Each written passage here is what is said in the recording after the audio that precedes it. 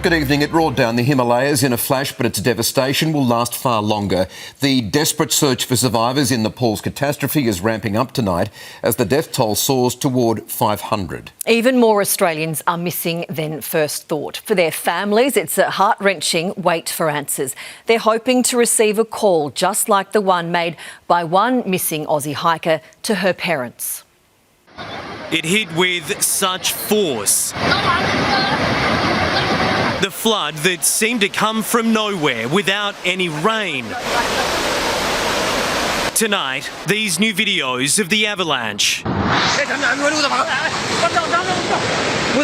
that became a tsunami. So many now missing. Is it any wonder the tears are flowing in Nepal tonight?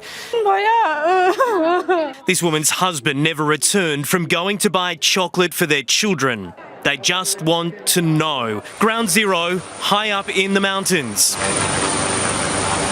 Here, soldiers are lowered from a chopper, crawling through mud to a tunnel, searching it for signs of life after this. The narrow valleys scarred by the force of the raging water. This is the spot where the glacier rumbled loose, causing catastrophe. The water has mostly receded. What's left is a thick layer of mud, drying out in parts, quickly becoming hard as concrete. So much is simply buried. So much to wade through. The rescue and recovery task overwhelming. Definitely there are many people missing and some of them might be buried inside there, we don't know. In the capital, Kathmandu, they're waiting for word, hoping loved ones are among those brought to hospital. Only 31 here so far. The situation problem is because the road connectivity is lost. We are getting all the patients by heli rescue. By helicopter. They are finding people incredibly. This boy had been waiting on top of a building for help to arrive. Outside the mortuary, authorities are posting pictures of bodies in the hope families can help identify victims. Rescued tourists are being held behind razor wire at an army camp. Given supplies, their holiday's over after running for their lives uphill. On the Tibetan side, China is maintaining a stranglehold on information, releasing these pictures of soldiers and rescue crews going in, as families around the world remain desperate for answers. I don't know. So it's 48 hours. What are they?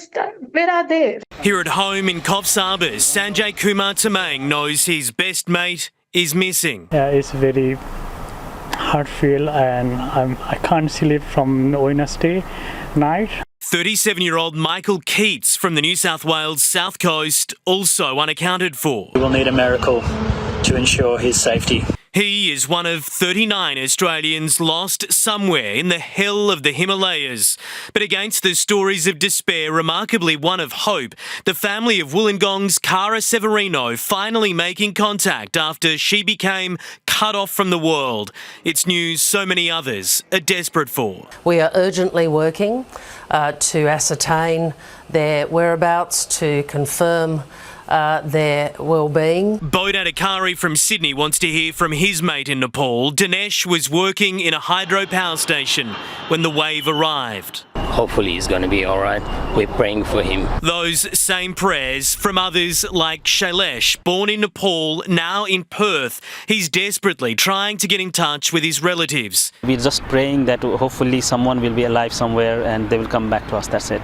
The international community launching a global aid effort for a nation that knows this pain all too well. Disasters of this magnitude, unfortunately, are quite common in Nepal, and so there are systems in place. This one, though, is different. Nepal will carry the scars for a long time to come. Hugh Whitfield, 7 News. And 7 News reporter Cassidy Mosconi joins us live from Kathmandu in Nepal. Cassidy, it seems the threat is far from over. Well, Wednesday's flooding event was disastrous, but locals here are living in fear of a second major flooding event. The alarm is particularly being raised by China, who is saying that a lake that has just formed at the border as a result of that first flood is at serious risk of breaching its banks. Some 2.5 million cubic metres of water is thought to have accumulated there and is causing that second flood risk, which will be serious to those towns nearby. Those fears, they came very close to being realised just hours ago when an overflow was reported at that lake. We are told that has stopped for now. It did temporarily suspend rescue efforts, which is really not the news that anyone here wanted as locals desperately search for their family members. All right, Cassidy Mosconi there in Kathmandu, thank you for that.